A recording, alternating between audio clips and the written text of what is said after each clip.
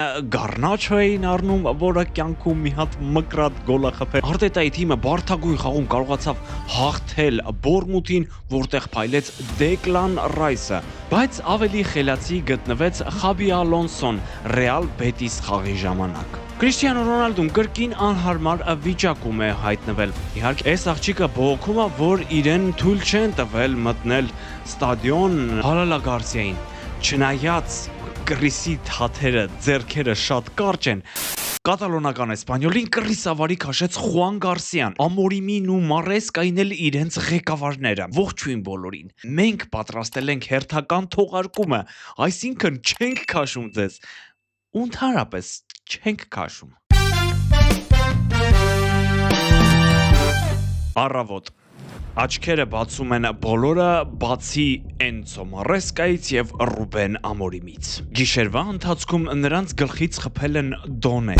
Երկու մասնագետներն էլ հեռացվեցին շատ անսպասելի, կարելի է ասել նոր տարվա նվեր էր երկրպագուներին։ Իսկ ես նվեր չստացա։ Մեր նվերը ճանապարհին է, մի տխրի։ Ովքեր մեզ շատ շուտվանից են հետևում, պետքա որ հիշեն, որ մենք ասում էինք աբսուրդ է Պոչետինոին հեռացնել Չելսի գլխավոր մարզչի պաշտոնից, չլսեցին։ Փոխարենը Գառնաչո էին առնում, որը կյանքում մի հատ մկրատ գոլ է խփել ու 99 հատ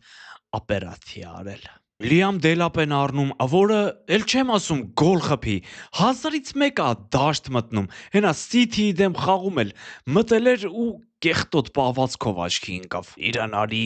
հակահերոսների բաժնում անդրադառնանք։ Ու Չելսին անմիջապես մարզչի հեռացումից հետո ոչ ոքի խաղաց Սիթիի դեմ։ Էնցո Ֆերնանդեսը հազիվ մի կերպ կարծես բրթելով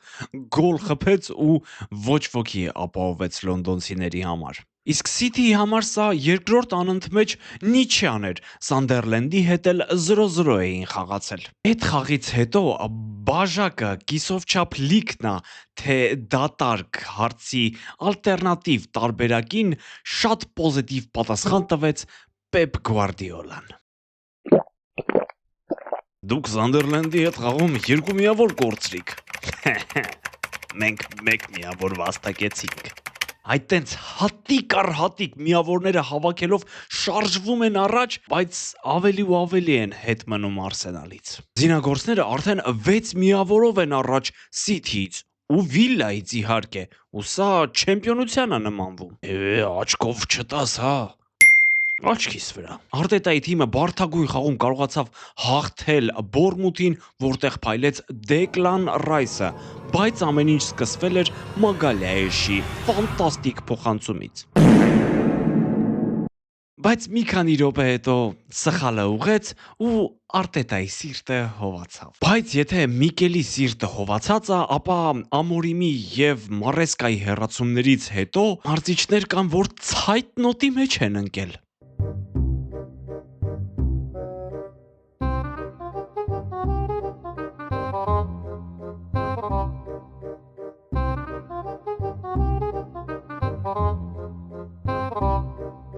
Շատ հնդալու ստացվեց Լիվերպուլի խաղը Ֆուլհեմի դեմ, մինչև վերջին րոպեն խաղի հաշիվը 1-1 էր, Գակպոն գոլ խփեց եւ սարքեց 2-1 ու այնպես էր տոնում, կարծես չեմպիոնական գոլն է խփել։ Բայց քանի որ նոր տարվա դեմ էր, տոներ էին, բարձր տրամադրություն էր, Ֆուլհեմից Հարիսոն Ռիդը, ոնց որ 12-ին 1 պակաս մի հատ շքեղ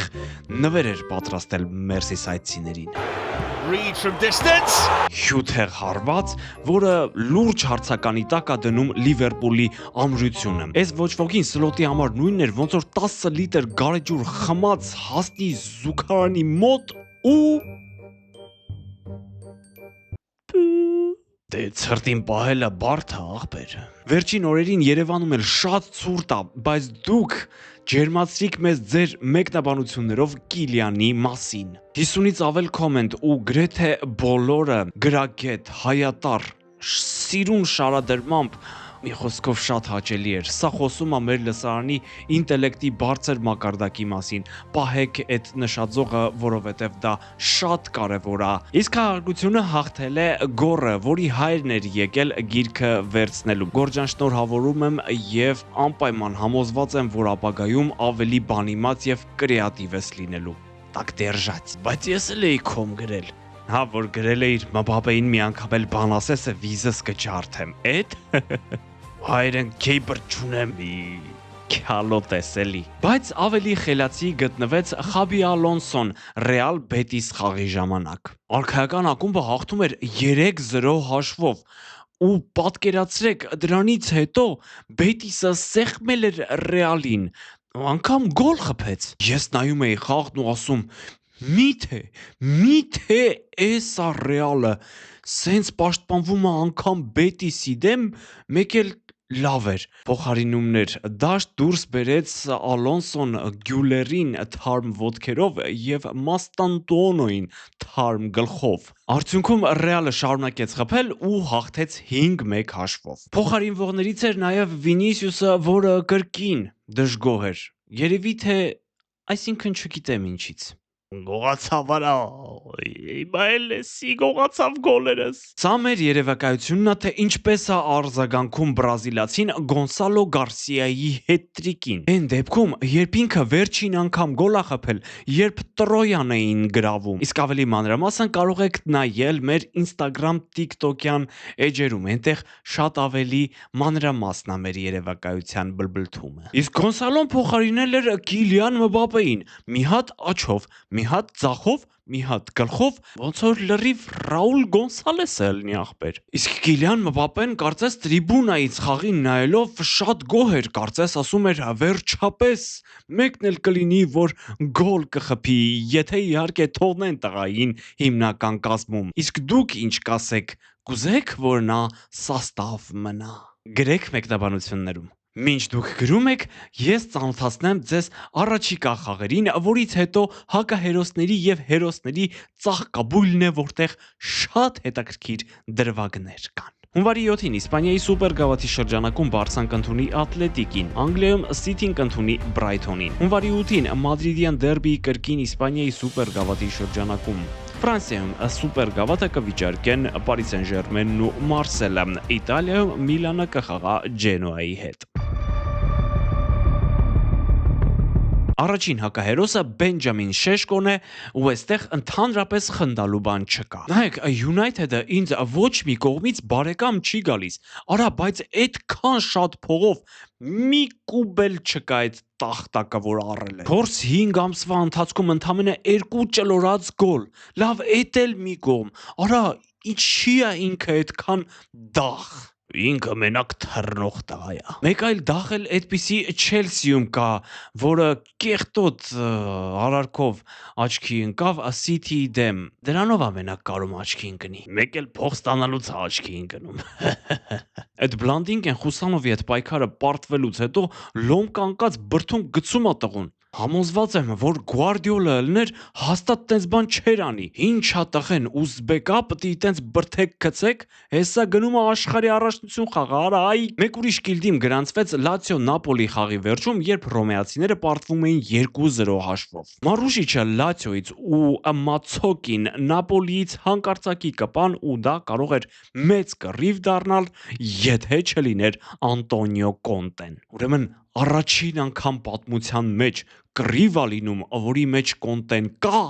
բայց բաժանող է։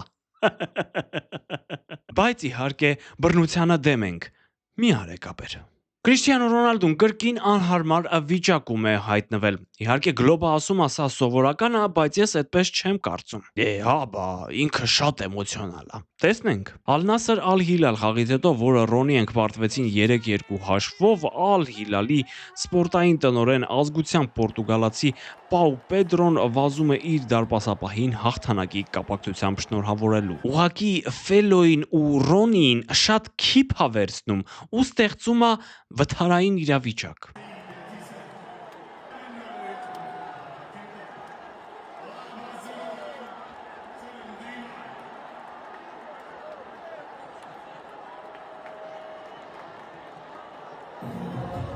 Իհարկե հայրենակիցը մի քիչ սադրիչ ձևով գնաց, մի քիչ քիփ անցավ,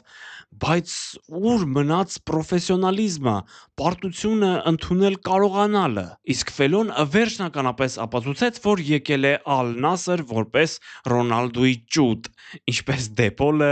Մեսսիի դեպքում։ Մեսսին դավաճանել է Անտոնելային։ Անհնար բաներ մի ասա։ Սա Սուզի Կորտեսն է, որ ասում են Մեսսիի լուրջ ֆանատ է, ու եթե ուրիշները թիթեռ կամ մուկ են նկարում, էս շվարցուհին բռնել ու Մեսսիին ճպցրել է ամենամոտ տեղից տեղով։ Այս աղջիկը բողոքում է, որ իրեն թույլ չեն տվել մտնել ստադիոն MLS-ի գավաթի խաղարկությանը հետևելու ու դա ամենայն հավանականությամբ Անտոնելայի միջամտությամբ է եղել։ Կանանց ուժը երբեք պետք չի թերագնահատել։ Հերոսների հիթ շքերթը բացում է Ռուբեն Ամորիմը։ Այո, ճիշտ հասկացաք։ Չնայած արդյունքների, որոնք վերջին շրջանում այդքան էլ վատ չէին, բայց միևնույն է United-ի խաղը թեկուզ պահերով, թեկուզ ոչ ամբողջական, բայց նայել լինում էր, հարձակվողական էր, ինչ որ միտք կար, գեղեցկություն կար ու դա առաջին հերթին Ամորիմի ներդրումն էր։ Բացի այդ, նա շատ օպտիմիստ է։ Մի հատ նայեք հեռացվելուց հենց անմիջապես հաջորդ օրը ինչ բարձր տրամադրություն ունի։ Good luck with everything, yeah? Yeah, thank you, mate. Yeah, all the best. Սատանայի ձեռից հապրծել։ Պլյուս միլիոնների փոխանցում։ Բինգո։ Բայց եթե օրինակ Մբուեմոն այս օրերին լիներ United-ում, նրանք հավանաբար կհաղթեին Լիցին ու այս ամենը չէր լինի։ Մի հատ նայեք ինչ անում Կամերոնի հավաքականը։